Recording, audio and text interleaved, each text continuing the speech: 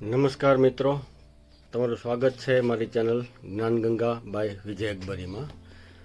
ઘણા સમય થઈ ગયો છે વિડીયો બનાવવામાં, કારણ કે થોડા સમયથી કામ થોડું વધી ગયું હતું. અને ખૂબ ખૂબ ધન્યવાદ, ઘણા લોકોનો ફોન પણ આવ્યા કે ભાઈ હમણાં કેમ વિડીયો બનાવતા નથી. પણ એમાં શું હતું કે થોડુંક પ્રોબ્લેમ વધી ગયા હતા, કામમાં થોડુંક હતું, એટલા માટે હવે ધીમે ધીમે કદાચ ટ્રાય કરીશ કે રોજે બને.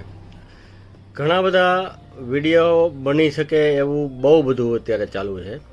ટ્રમ્પે આખી દુનિયાને હલાવી દીધી છે. ચાઇનાને પ્રોબ્લેમ થઈ ગયો છે. ભારતને પણ હમણાં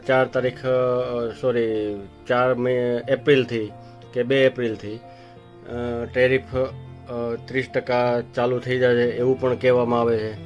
ત્યાર ઉપરાંત સિરિયામાં અત્યારે પહેલાં રશિયા તરફથી ત્યાંની સરકાર ચાલતી હતી, અત્યારે એને ઉથલાવી અને અમેરિકાએ ત્યાં એના માણસો બેસાડી દીધા છે. છતાં પણ ત્યાં અત્યારે ગૃહયુદ્ધ જબરજસ્ત ચાલે છે. ચાઇનાની છેલ્લા 2 દિવસથી અચાનક ભારત તરફથી વલણ કે આપણે મિત્રો છીએ, આપણે જૂની સિવિલાઇઝેશન છે આપણી, એટલા માટે આપણે એકબીજા સાથે વેપાર અને બધી રીતના સારું કામ કરવું જોઈએ. શું કામે? કારણ કે અમેરિકાએ ટેરિફ એની ઉપર પણ મૂક્યો છે. એટલે એનો સૌથી મોટો બિઝનેસ, આપણે જૂના વિડીયોમાં પણ મેં વાત કરેલી જ હતી કે એને ઘણો બધો ટેરિફ કે ધંધો એનો જે હતો એ અમેરિકા સાથે જ હતો. અમેરિકા 30% કે 40% એની ઉપર ટેરિફ નાખે તો પછી ત્યાં શું થાય કે એમનો બિઝનેસ ઓછો થાય. તો એના માટેની તૈયારી કરે છે, કારણ કે ચાઇના ઉપર ક્યારેય પણ વિશ્વાસ કરવા જેવું એ દેશ છે જ નહીં. કારણ કે તમે જોયું હશે કે હાથી અને ડ્રેગનને સાથે આવવું જોઈએ. ડ્રેગન એટલે એને ડ્રેગન કહે છે અને હાથી એટલે ઇન્ડિયાને એ હાથી કહે છે.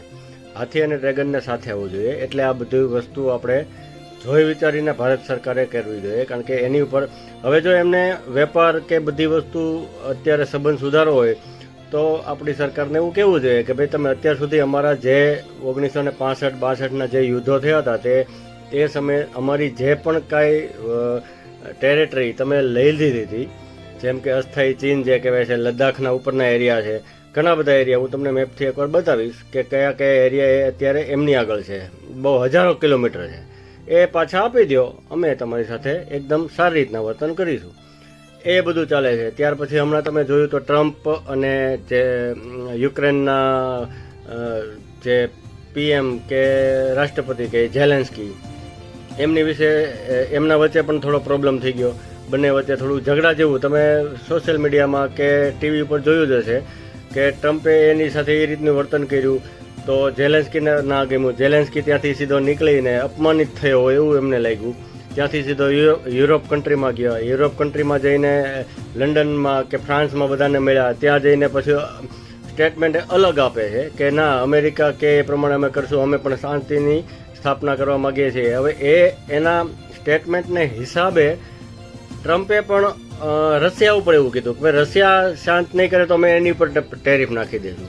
એટલે ટ્રમ્પનું કામ કેવું છે, પહેલેથી તમે એની ગઈ ટર્મમાં પણ જોયું છે, આ ટર્મમાં પણ જોયું છે, બફાટ છે. બોલવામાં એ ગમે એવું બોલી નાખે છે. એને હિસાબે બધા દેશો અત્યારે ચિંતિત છે કે આ શું કરવા માગે છે.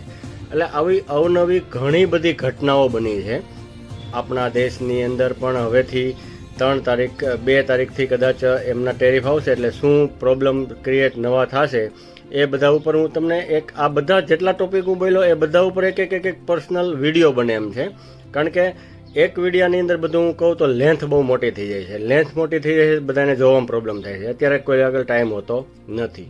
એટલા માટે હું આજે ખાલી એક નાનો એવો વિડીયો હું તમને બનાવીને મૂકું છું. જો સારું લાગે તો મને તમે શેર, લાઇક અને સબસ્ક્રાઈબ કરજો. બીજી વસ્તુ એ કહેવાની છે કે અત્યારે એક સોશિયલ મીડિયાથી જેટલા વોટ્સઅપ ગ્રુપ કે કોઈ પણ વસ્તુની અંદર અજાણી કોઈ પણ લિંક આવે કે અજાણી કોઈ પણ PDF આવે તો એ તમે ડાઉનલોડ કરતા નહીં. કારણ કે મારી સામે જ દાખલો હમણાં જ બનેલો છે કે એક PDF ડાઉનલોડ કરી સીધો જ એનો ફોન આખો હેંગ થઈ ગયો. સામેથી આખો એનો હેક થઈ ગયા ત્યાર પછી એમના ખાતામાંથી ફક્ત 5 જ મિનિટમાં 1 લાખ રૂપિયા નીકળી ગયા. આવી રીતના, એટલે એક ખાસ ધ્યાન રાખજો. અત્યારે જમાનો થોડો અલગ છે, AI નો જમાનો છે, આર્ટિફિશિયલ ઇન્ટેલિજન્સ. એઆઈથી અત્યારે શું શું નવું બની જાય છે એ કોઈને કલ્પના પણ હોતી નથી. અને બીજી વસ્તુ એ છે, છોકરાઓ તમારા નાના જે પણ કાંઈ હોય કે જે 10મું 12મું કે એવું કંઈ ભણતા હોય, વેકેશનમાં એમને એઆઈનો કોર્સ કરાવજો. એઆઈના ટૂલ્સ જે આવે છે 28 કે 32 એવા કંઈક ટૂલ્સ આવે છે, એ ટૂલ્સનો તમે ચાલુ બિઝનેસમાં પણ જે પણ કોઈ તમારો બિઝનેસ હશે એમાં પણ તમને સારી એવી પ્રોફિટ કે સફળતા મળી શકે એવું બધું ઘણું બધું એમાં છે. અત્યારે જમાનો એઆઈનો છે, એટલે એઆઈ તરફ છોકરાને થોડુંક વેકેશનમાં બને ત્યાં સુધી એના ફ્રી કોર્સ તમે સોશિયલ મીડિયામાં જુઓ તો એના ફ્રી કોર્સ આવે છે, તો એ તમે કરાવો. એનાથી તમારા છોકરાનું અને તમારું પણ ભવિષ્યમાં એ ઘણું બધું કામ આવશે. આવી રીતની ઘણી અલગ અલગ વસ્તુઓ કે જે કંઈ બનશે એ તમને હું નવા આવનારા વિડીયોમાં તમને નવું જણાવીશ. ત્યાં સુધી જય હિન્દ, જય ભારત, વંદે માતરમ.